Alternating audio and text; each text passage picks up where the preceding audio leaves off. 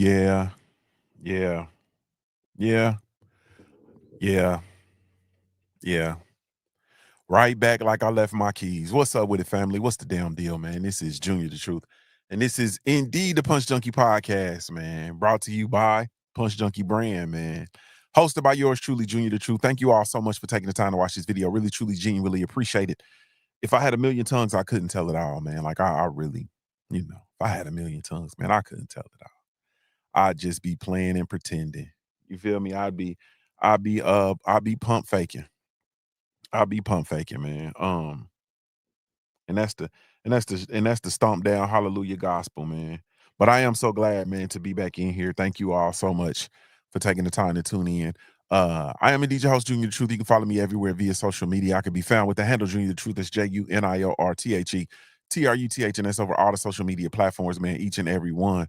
It looks like a couple folks fell in. Y'all gotta, There we go. There we go. Big Joe Townsend, Mark Wonderlick, Sheldon Holmes. There we go.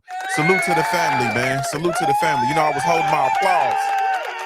holding my applause. Man. Salute to the family, man. Thank you all so much, man. I really, truly, genuinely appreciate you all, man. You have absolutely no idea. Big Sheldon Holmes. What's up with you, homie? Salute to you.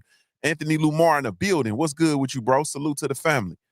Man. So yeah, man. Y'all can follow me everywhere via social media. I can be found with the handle Junior the Truth. That's JuniorTheTruth, and that's over all the social media platforms, man. Each and every one. 4-ounce sniper in the building. What's good with you, family? Salute to you, man. Salute to you all, man. Salute to you all. I said notification gang. Oh, y'all got the notifications?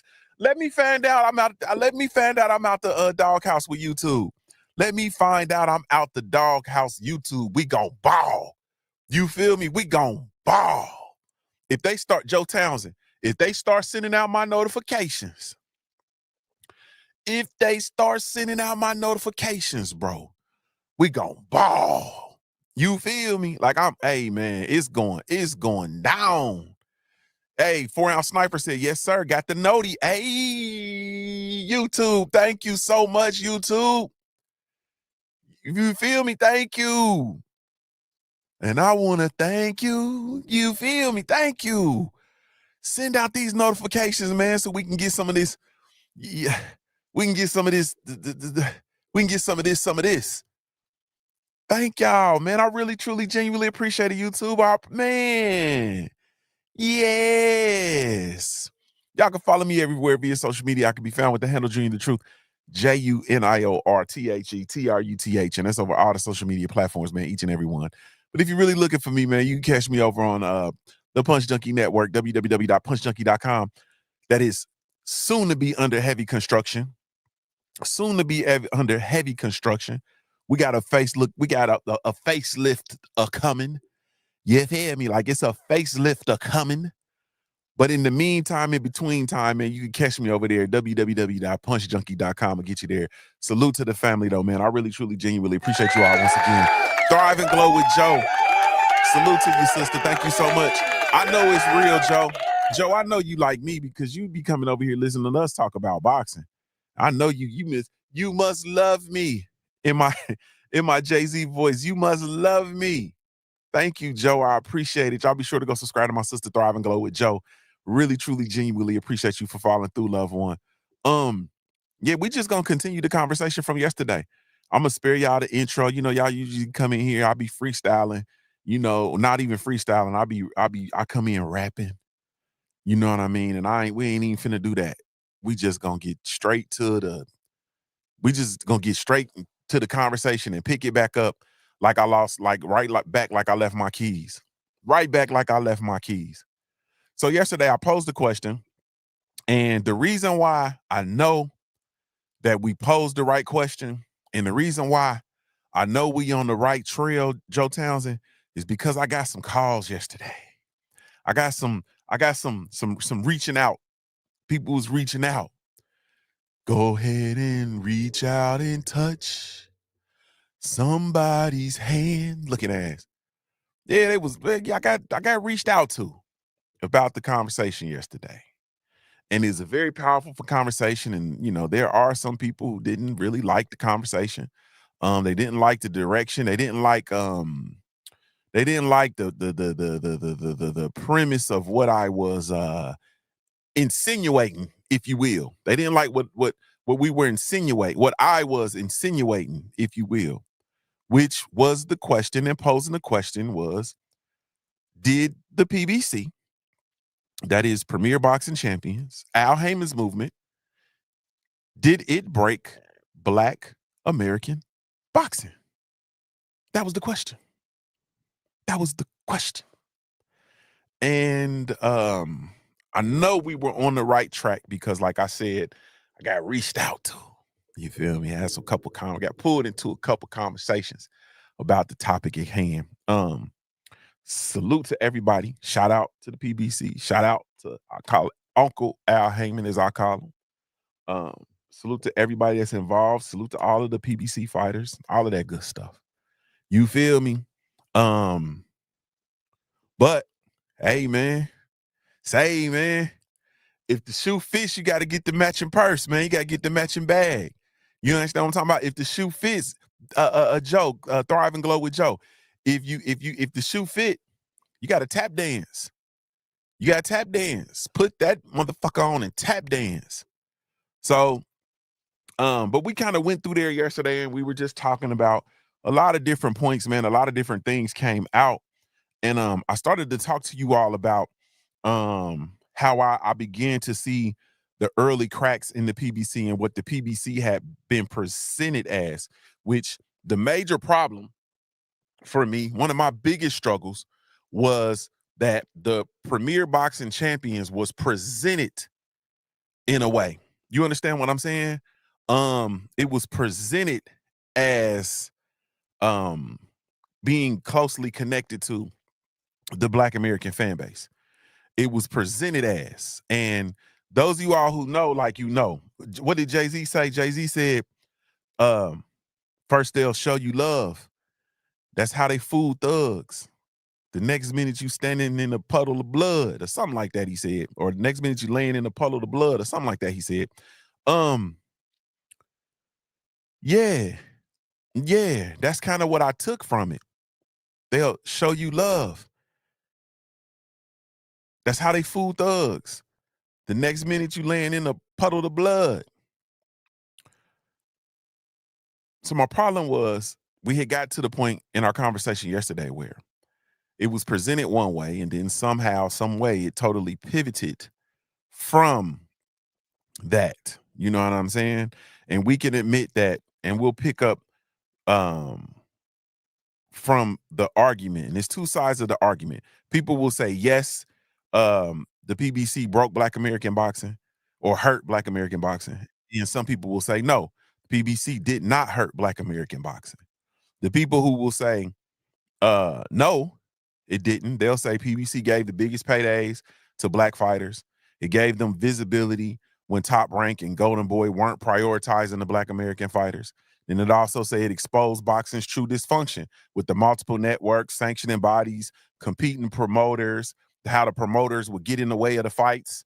And you know, the promoters kept a lot of good fights from happening, so on and so forth.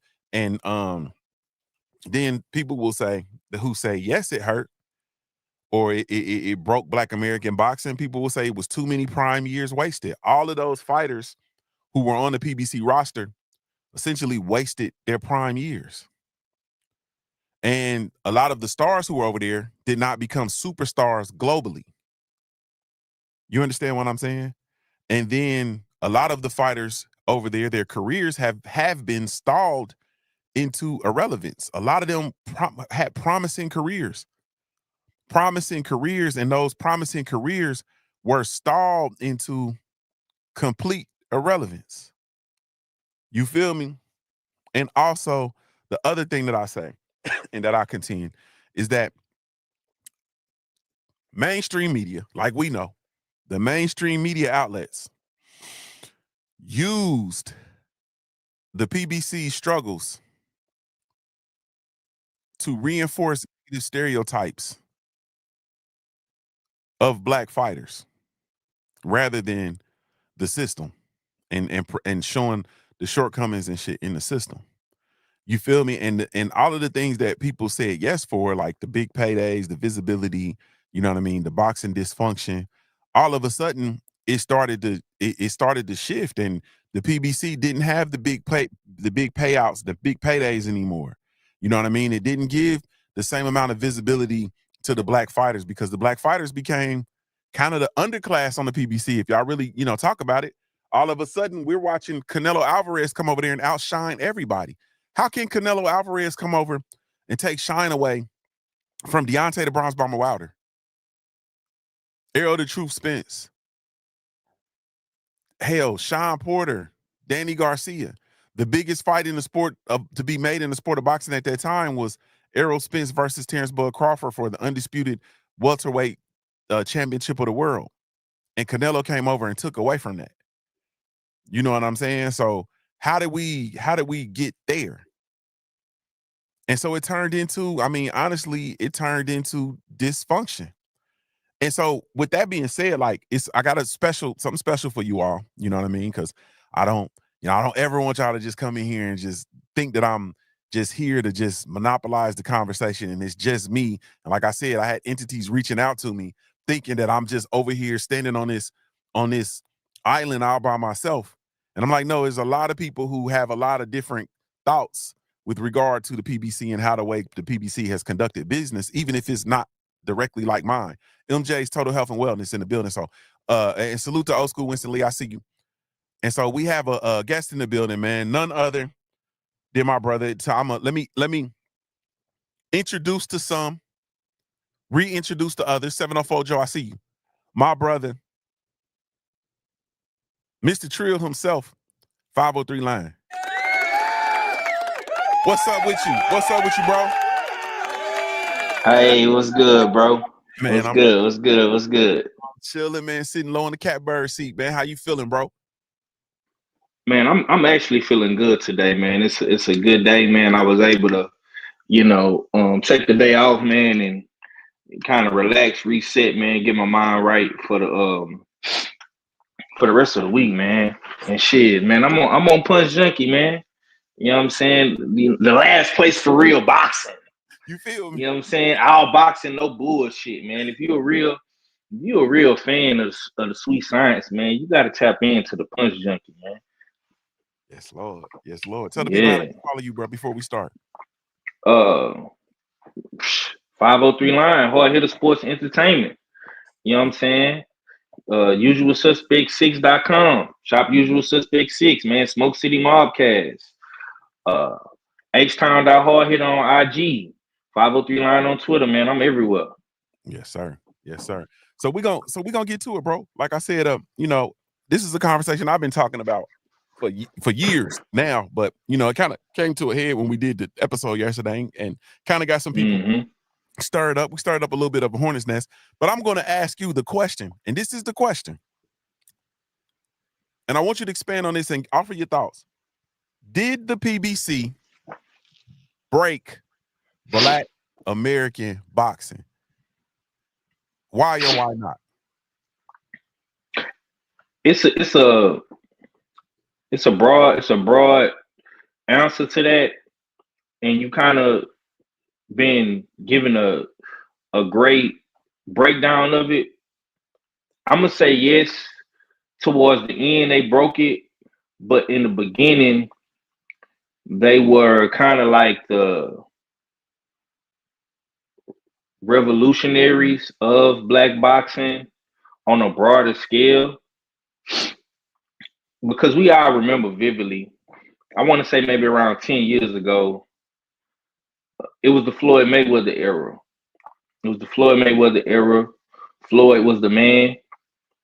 You had the money team, and right underneath Floyd, it was a guy out of the Natty, out of Ohio, salute to Ohio, named Adrian the Problem Broner. And underneath Adrian the Problem Broner was this guy from Baltimore, Maryland, named Gervonta Tank Davis. So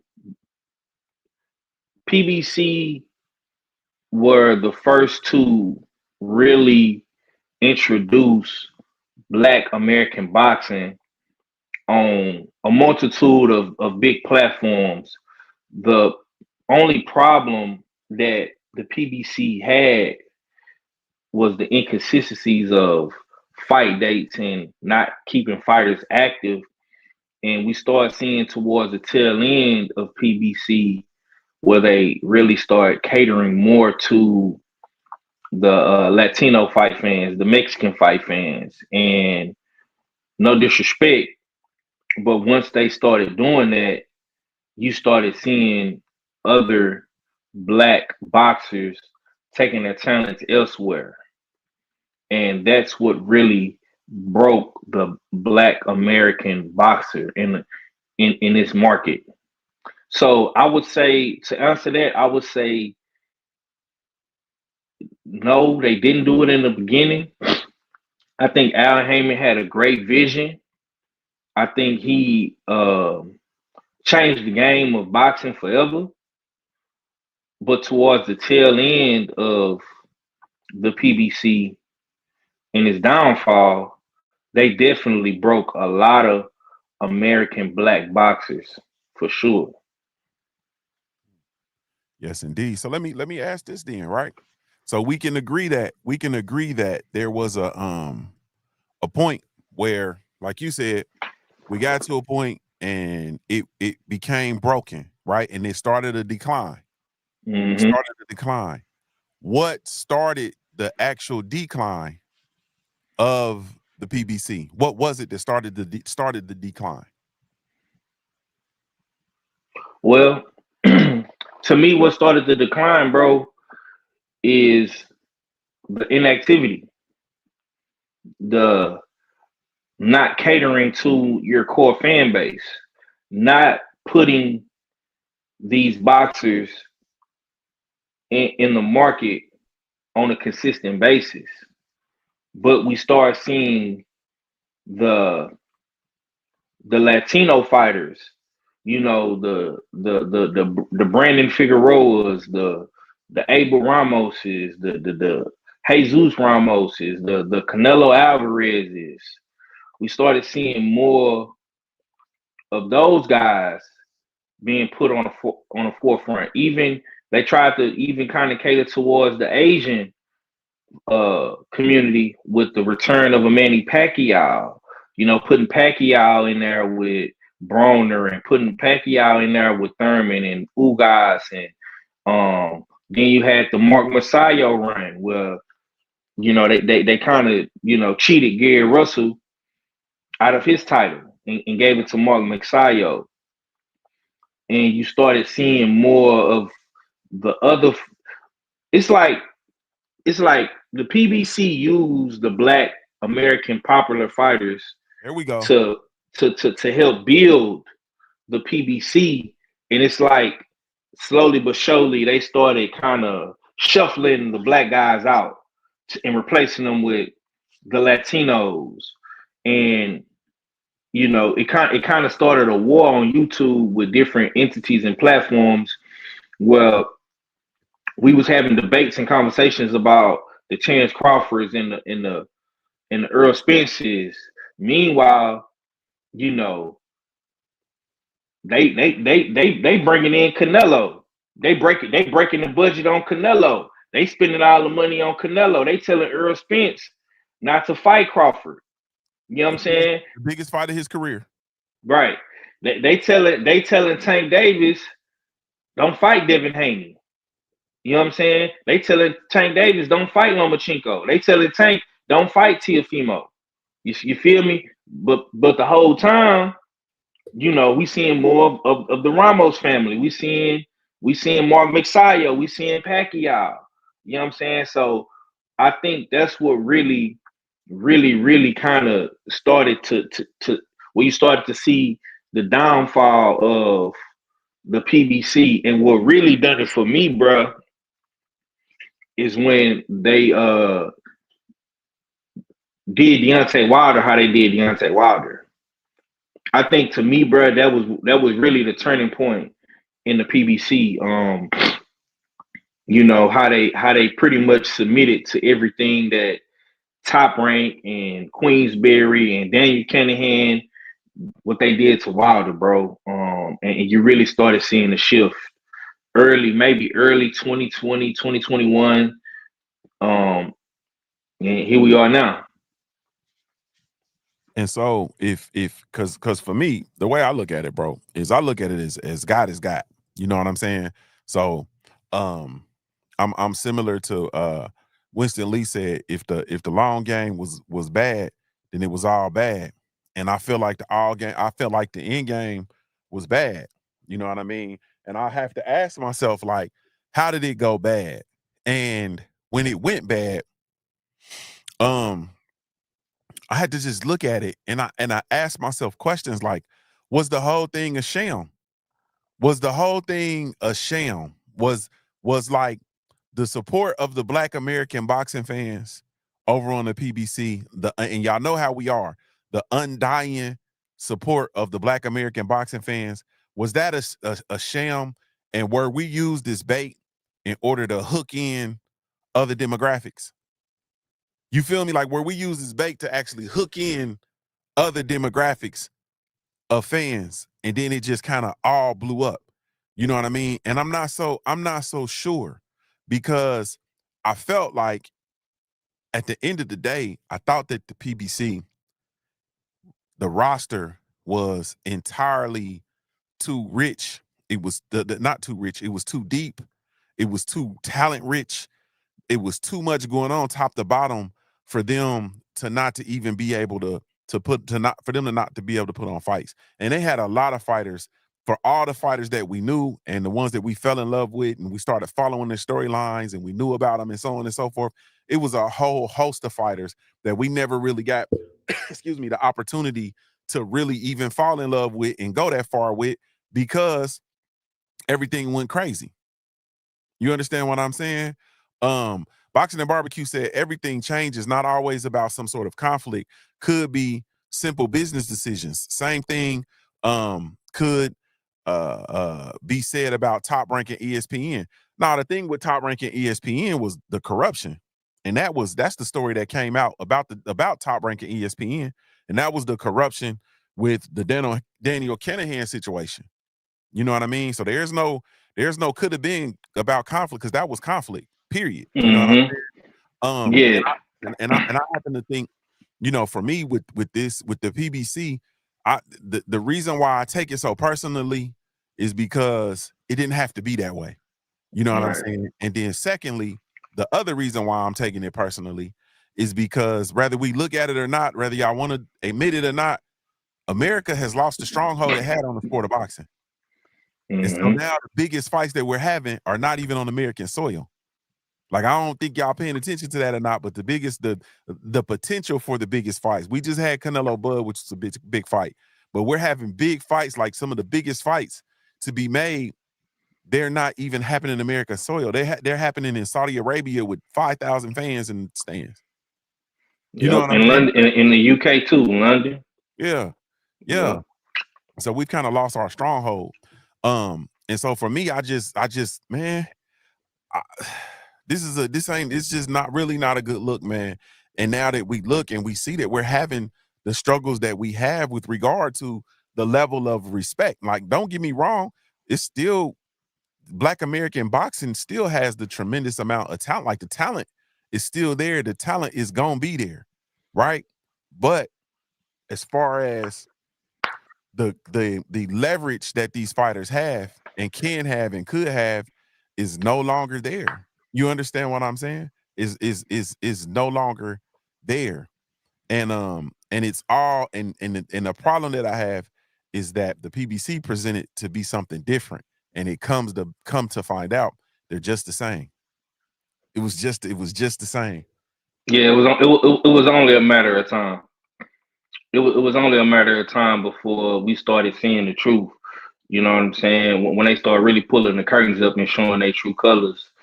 But also in Al Heyman's defense, he had a lot of people go against him. He had a lot of suits go against him. You know what I'm saying? What you see now with Turk, Al Sheik, everybody is joining forces with Turk. you know, the Eddie Hearns, the Golden Boys, the Top Ranks, you know, they all want to be buddy buddy because they want some of that money. But it could have been like this 6 7 years ago.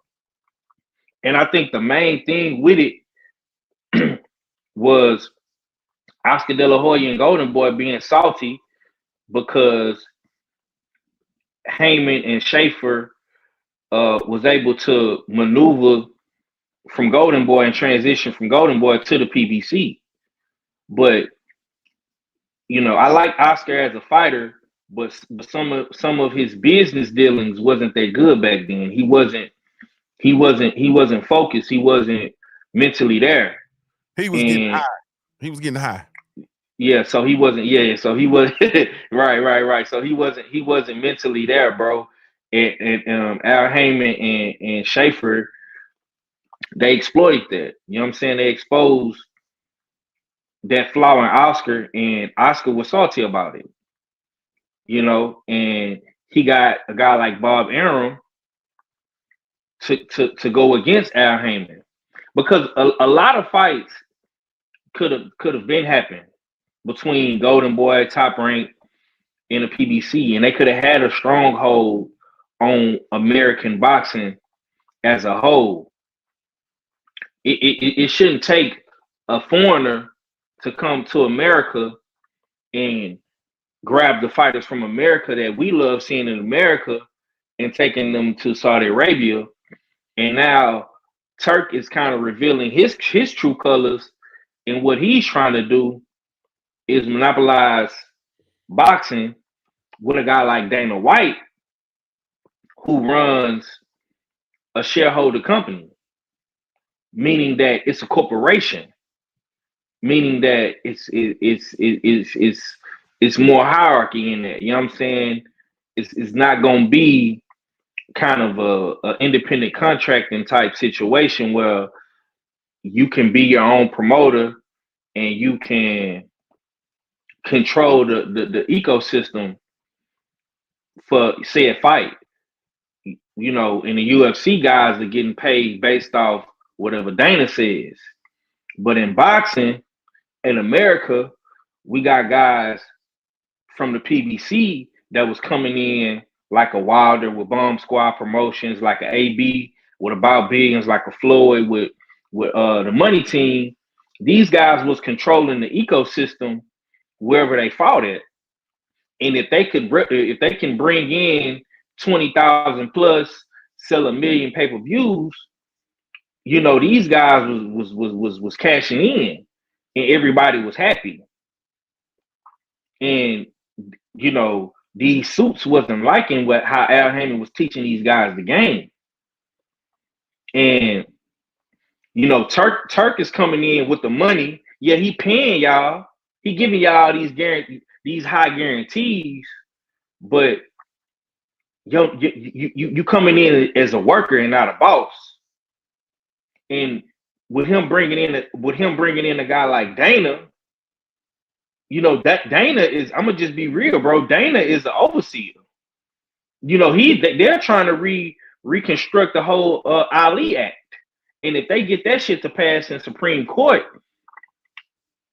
it's gonna be a whole different game than what the PBC was playing. Yeah, it's gonna be a mess. So and the thing that people got to understand is like we might be at the end of seeing these fighters get these large paydays. You understand what I'm saying? So we might be on the tail end of watching fighters literally get these paydays. And when I say these paydays, I'm talking about 50 million, 40 million. You know what I'm saying? Like we might be on the tail end of that, man. Like that might be done for. You know what I'm saying? That may very well be done for. And Mm-hmm. and if it is, like if that is done for, right? Where do these fighters go from now? Because like it's gonna be some fighters who still get their, you know, they're still getting their big paydays, you know, whatever the case may be, but that's about to be dying out. You understand what I'm saying? And that's dying out everywhere. Like fighters coming and getting, you know, 40 million, 25 million, 15 million. Like that's about to be dying out. And if they're able to do the things that they're trying to do with that new boxing model, it's going to be totally controlled, totally it's gonna kill it's gonna kill a lot of the shimmer, you know what I mean, as it relates to the sport of boxing. And I'm gonna be real with you. The fighters got to take blame for that, man. And I'm gonna be even more real with you, because as much flack as I'm giving the PBC and I'm giving Al Haymon, because he is, you know, the founder and chairman or whatever he is at the PBC, I got to give the same amount of smoke to those fighters, because there was a lot of big fights we didn't get, and it was at the hands of the fighters, because Al Haymon blessed them dudes with so much money for less that a lot of them felt that they wasn't willing to work for more, you know, or they wasn't willing to do the work. You know what I mean? So I've sat there and I heard and saw Keith Thurman refuse to fight Errol Spence Jr. I watched Jared Hurd refuse to fight Jermell Charlo and become and for undisputed. Like there were a lot of big fights over at the PBC that we didn't get. You know what I mean? Leo Santa Cruz didn't want to fight Gary Russell. Leo Santa Cruz didn't want to fight Gary Russell. Tank didn't want to fight Gary Russell. Like it's a lot of big fights, and they weren't in the same weight classes, but it's a lot of Leo literally ran from Gary Russell Jr. You know what I'm saying? Like it's a lot of big fights that we didn't get. And, you know, essentially they literally killed because they were getting paydays for less competition. And they were saying it like, nah, man, I'm getting this amount for this. Like very few of those dudes really wanted to go out and prove that they were actually the best. And so there was a lot of competition that was avoided, a lot of big fights that would have, you know, kept the lights on at PBC. A lot of those fights were avoided, and Al Haymon was not making those fighters take those fights. They were just finding alternatives around it, because there was a period in time where I felt like, and I'm just gonna put it this way, there was a time where those fighters were supposed to have Al Haymon's back and they didn't. You understand what I'm saying? They didn't come through. Like they was like, he came through for you, and it was the time for them to come through with regard to taking certain fights.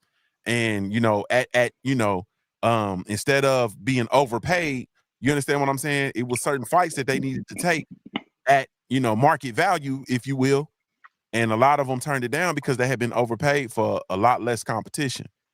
And so the fighters, I feel, got greedy. And I feel that they kind of broke the model. And then in breaking that model, I feel like the PBC had to kind of scratch and scrounge and pivot and figure out another direction. And I'm not gonna hold you, bro. I really believe that them pivoting and really focusing on trying to get the captivate the Mexican fan base, or the, you know, the Latino fan base, was because they could get them dudes for a lesser amount. Just to be real, you know, they were able to book those fights, good competitive fights, for a lesser amount. Them dudes wasn't turning down nothing but their collars, and they was coming out and they was giving good shows, and they was filling out those cards. And I think that a lot of it was really truly the punishment of certain fighters who had the opportunities to make big fights but wouldn't. You know what I'm saying? So it kind of, you know, one hand washed the other. And when I say like the PBC, I'm not vilifying just the suits, because it's a whole entity. I'm talking about the whole entity itself as a whole had a tremendously negative impact on Black American boxing and the Black American fighters. And I think they broke it. I really truly think they broke it. So let me ask you this. Where do the Black fighters go from here, bro? And I'm talking about universally. Where do the Black American fighters go from here? I think the black fighter in America have to they really have to do some ground level base back to the basic fundamental type hustling, like on some Master P shit, on some rap a lot shit. You know what I'm saying? What I mean by that is a lot of you fighters are gonna have to stop being lazy, man, and really get back out here with the people, and use your platform for a purpose to touch back in with the other entities and platforms out here. Meaning you're gonna have to get out here, you're gonna have to do interviews. You might have to get on the OTX card. You might have to get on the MVP card. You might have to get on a Pro Box card. You know what I'm saying? You're gonna have to get back to the root. and if you still want to be a boxer and take the sport seriously, these are things that you're gonna have to do. And like you were saying, Al Haymon spoiled a lot of guys. He turned the blind cheek to a lot of guys' vices. Me being down here in Houston, we was hearing all the crazy stuff about what the Charlos was doing. We was hearing all the crazy stuff that EJ was doing up there in Dallas with his guys. Guys are gonna really have to tap back in to the root and to the core of their real fans. And you have a tool, you have a phone, you got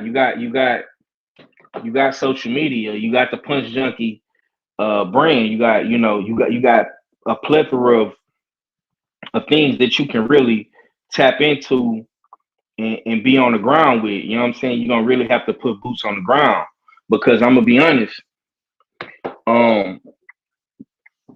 right here, right now, when you look at the true American landscape of boxing in America, that is one person that got America on lock, and he's another Ohio boy. His name is Jake Paul.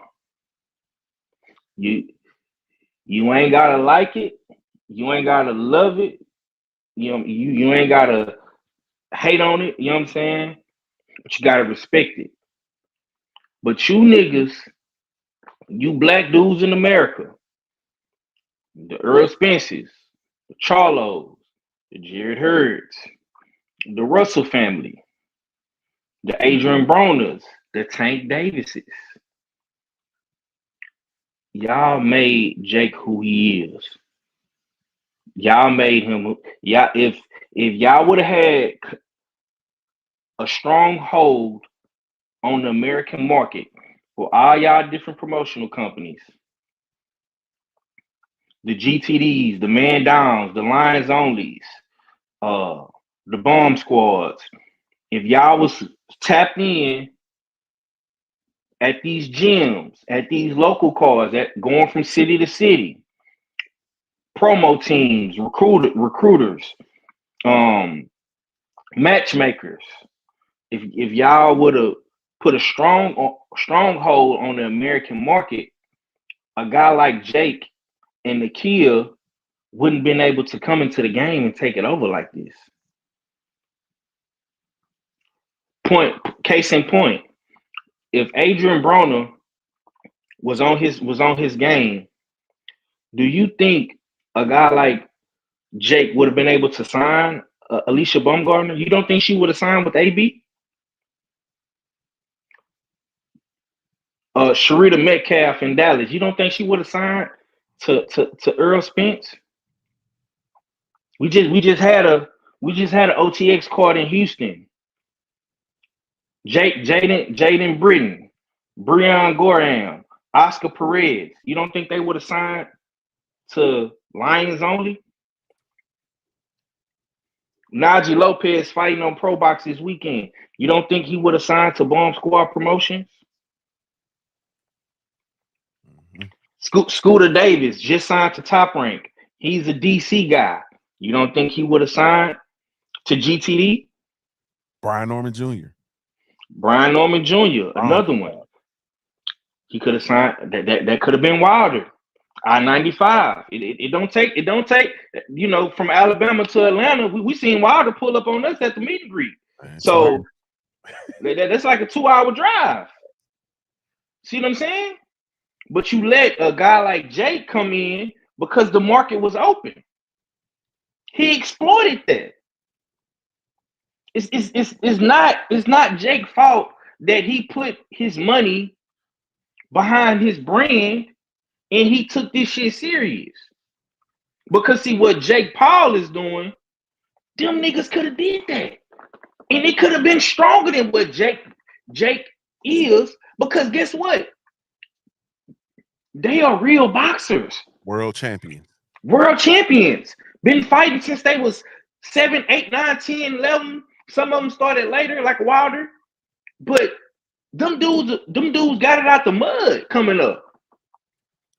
If About Billions, Bomb Squad, Lines Only, Danny Swift Promotions, GTD Promotions, DHP, TMT, that's like 7 different promotional companies right there, bro. If they would have put their money together, hey, bro, I got 500,000. Hey, Dev, I got 500,000. Hey, Wilder, I got 500,000. If everybody would have came together collectively and invested back into the sport where you made so much money from, Floyd Mayweather made $1 billion off this shit. If all them dudes would have came and worked together, hey, Dev, I want you to hold down Cali and everything on the West. Floyd, hold everything down in Vegas. Hey, Charlo, Earl, hold everything down in Texas. Hey, Wilder, hold everything down from Alabama to Atlanta to the Carolinas. Hey, Danny, hold everything down up top. New York, Philly, Delaware. Come on, bro. Who we talking about here? Hey, AB, you got everything Midwest, Omaha, Chicago, Indiana, Ohio. You don't think and oh my God, bro, it's so much talent in Ohio. We talking Big Baby Anderson, Tiger Johnson, Dante Benjamin, Alicia Baumgardner, Albert Prince Bell. You don't think if AB was on his shit with his business suit and tie, got a nigga like JuniorTheTruth as the liaison, you don't think them niggas would have signed to motherfucking About Billions versus the Jake Paul? Come on, man. Shout out to my brother Marcus, Ohio Runs Boxing. Let him be out front with the Mr. Miyagi hat on. Ohio Runs Boxing. You know what I'm saying? Liaison, recruiter. They didn't invest. The sport they gave them so much, bro. They did a piss poor job of investing back into it, and that's how you have a guy like Jake Paul that can come into the game and exploit it, and now he's the man, and he can pick and choose who he wants to fight, and he can be their boss. Oh man, Junior, they don't want to hear what I gotta say. they don't want to hear what I gotta say, man. You know what I'm saying? But it's the truth, bro. I just think that, you know, when it's all said and done, and you just said something powerful, because what you're supposed to do, similar to us, like, this is a sport that we love. And so, like, well, I'm gonna speak for myself. This is a sport that I love. So what I've done is I've become an ambassador of the sport. I've become an ambassador. Never had a professional boxing fight before at all. All I've ever done was play, all I've done was play football and basketball. I never boxed professionally.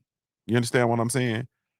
I don't have an amateur boxing record. I just love the sport, and I've been around the sport my whole life. But I've worked myself and decided to just become an ambassador for the sport that I love so much. How can you make millions of dollars? How can you make a living doing it and not be an ambassador for it? You feel me? How can you so easily walk away from it and watch the decay of the sport? Dirt Game Boss, watch this. The reason why I can sit up and I could be at the Albert Bell fight, and I can sit there and I can literally call the Ohio State versus Texas football game with 503 line, is because I am an ambassador for college football. I love college football because regardless of the lack of NIL money for me as a player, the sport of college football and the sport of football in general has given me so much. There would be none of this if it was not for the sport of football. There wouldn't be no JuniorTheTruth. There wouldn't be no Punch Junkie magazine. There wouldn't be no Simple Truth Minute Manual. There wouldn't be. I wouldn't have a advanced degree. I wouldn't have multiple degrees. Like there would be none of that if it wasn't for the sport of football. Regardless. And so I am an ambassador for the sport because the sport gave me so much. You feel me? So I don't have a problem talking to kids, youngins that's getting recruited about the recruiting process. I don't have a problem with having former teammates, which are family, that are coaches at a Division I program and putting the kid that I know personally on their radar and saying, hey man, check this kid out. Check this kid out. What do you need to do? You feel me? I don't have no problem doing that. I don't have a problem going in and talking to a bunch of student athletes about the day that they have to retire because I'm an ambassador for the sport.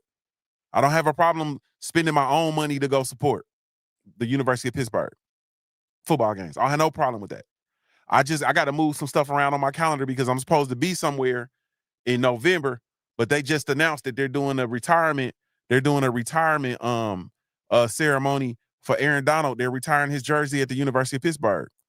One of my fellow defensive linemen. He a baby. He a baby under me. You know, he a youngin'. But he still played defensive line. He's a part of that fraternity. Defensive lineman at the University of Pittsburgh. Where the fuck you think I'm gonna be at? You understand what I'm saying?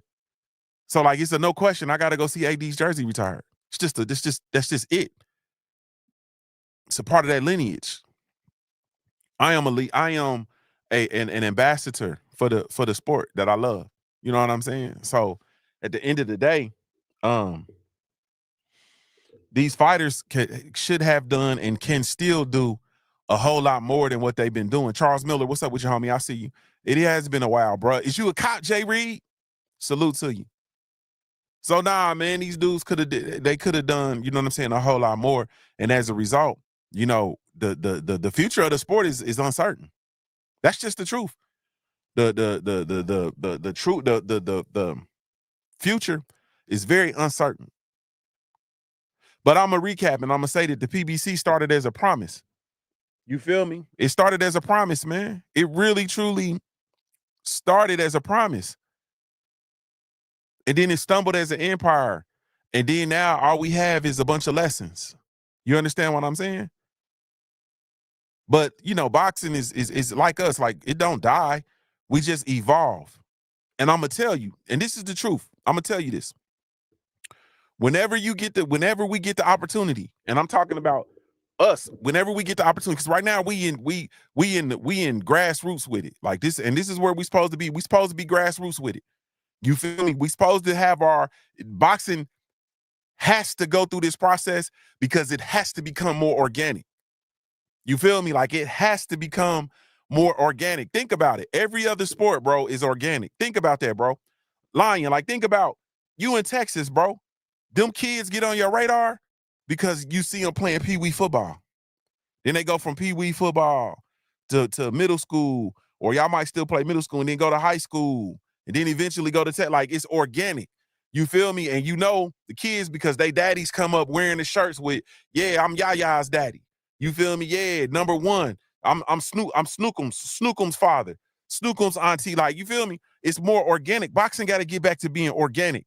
You feel me? Like it used to be that when you think about the origin of the sport of boxing, it was a champion who lives in this neighborhood, in this gang, going to fight this champion who lives over here in this gang. That was as far as boxing in America, that's the crux of it. You understand what I'm saying? So how did we ever allow boxing to be taken from the neighborhoods? Now you go in the neighborhood, you go in these neighborhoods and it's more liquor stores than boxing gyms. It's liquor stores, churches, and abandoned buildings and no boxing gyms. But it comes from the neighborhoods. Boxing got to get back more organic. It has to get back more organic. And these fighters, to piggyback on what my brother Lion said, y'all got to do some work. Like it ain't no more just sitting there and letting them do all the work. Now you got to do some more work. You got to have some skin in the game. Tank Davis sitting up there, not knowing who cutting the checks in the press conference.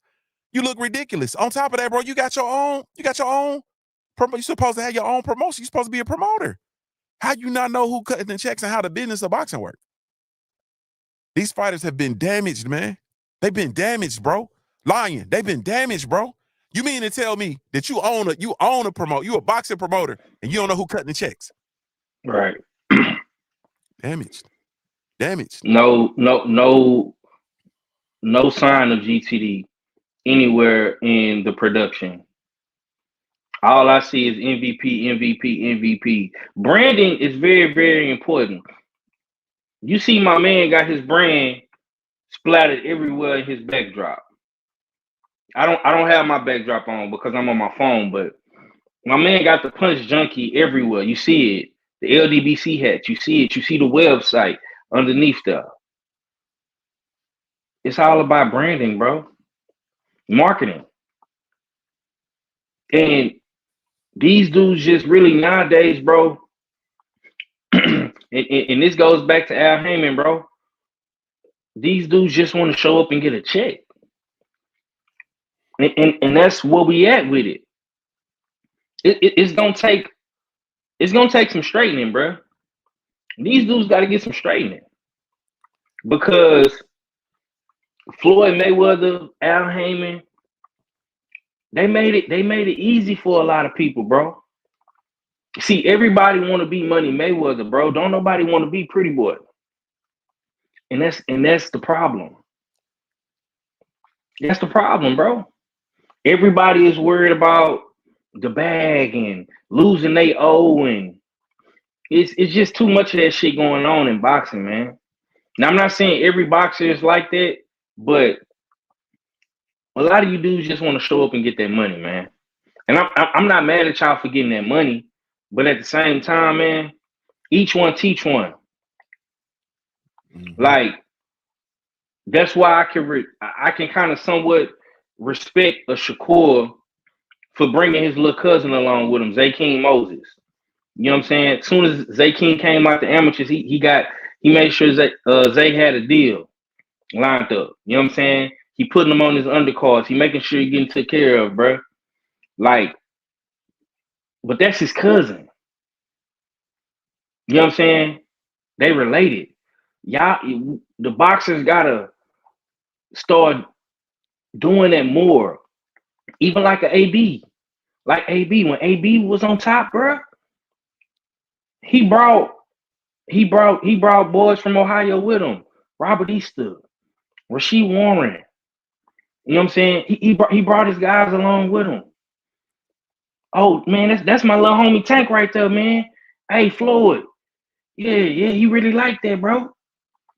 Y'all gotta each one teach one, man. Devin Haney, same thing. All them dudes that's boxing in Cali coming out of the amateurs, Northern Cal, Southern Cal, bro. Y'all gotta go get them boys, man, and put them under your wing. Same thing for the guys in Texas, the Bam Bams, the EJs, the Charlo brothers. Like y'all gotta get these boys under y'all wing, bro, and show them the game. I think, man, and I'm gonna say this, and it's a whole lot, like for all of the folks who's reaching out to me about the or the people. I won't say all of the folks, but the people who reached out to me about the concept about this show and the yesterday's episode and the conversation. It was a whole lot that I didn't say, and there's a lot I didn't say. You feel me? And I'll say it just to give you a hint, but the whole thing about the promoters and everybody, the boxers being their own individual promoters was a sham. And it's more than obvious. It's more than obvious. You understand what I'm saying? It was a sham, and it's more than obvious in my opinion, because there was very select few fighters that ever really even totally put on a card. I know About Billions put on their own card independently and did the work. You know what I mean? I seen them do it, and I seen a couple of the other people actually do it. But I think that it was really truly a sham, just like a lot of the other stuff that took place over at PBC. And as a result, we're here. And the biggest fighter in the face of the PBC boxing movement, Gervonta Tank Davis, is now entering into a buzzer fuck boxing match versus Jake Paul in a total, utter, complete circus. And so when I asked the question, did PBC break Black American boxing, I think that's y'all answer. And I got to go get my kids. Brother, tell the people how they can follow you, bro. Man, follow me right here on YouTube, man. 503 Lionheart Hitter Sports Entertainment. Usual Suspect Sundays, 3 o'clock Central. Y'all be sure to tune in, man. Salute to my boy, JuniorTheTruth, Ohio born player made, man. Punch Junkie. Hey, man, this was a good one. Y'all stay up, man. Stay safe out there. Yes, indeed, bro. I appreciate you. And more than that, a lot of people don't know. Let me let people behind the scenes. My brother 503 Lion has been covering fights for us. He covered the OTX card this past weekend that was in Houston, Texas. He's been covering us. He's making the brand look excellent, man. And I really truly appreciate you, bro, for that. And I just, y'all get over there, man, because there are those of us who still really talk the sport of boxing. Salute to my brother Stormy B, man. I see you in the building. There are those of us who still really are enamored with the sport of boxing, and we really truly talk about the sport of boxing. We really want the sport of boxing to really do what it does. So there are boxing pundits and people who talk boxing who really talk it from a X's and O's or from a genuine, sincere space. You understand what I'm saying? Not a relational space, not a jaded space, none of that. Just like a really, not even a comedic space, just a real, true, genuine space. So y'all tap in, man. But salute to you all, man. Thank you all so much. Really, truly, genuinely appreciate y'all, man, for taking the time to tune in, man. Like I said, I got to go get my children. Man, this is JuniorTheTruth signing off, man.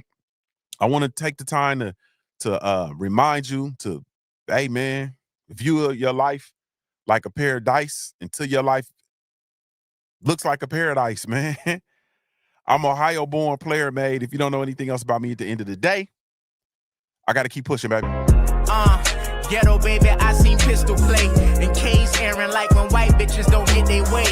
Pull up with that whip appeal, look like baby face. Guerrilla warfare, what a motherfucker bathed in age. Never falling off, I live my life on the edge. Telling lies on the real, they don't believe what you're saying. I ain't never complained, I ain't never was scared. Look here, bitch, it ain't no buts about my last piece of bread. Camoed out, grew up on them niggas from the know you. Funny how they lose themselves when they can't control you. Here's a 50 slab, cause the game is out of order. Make me kill a nigga career just to meet my quota. Hold up, none you rap niggas want it. I got remnants of big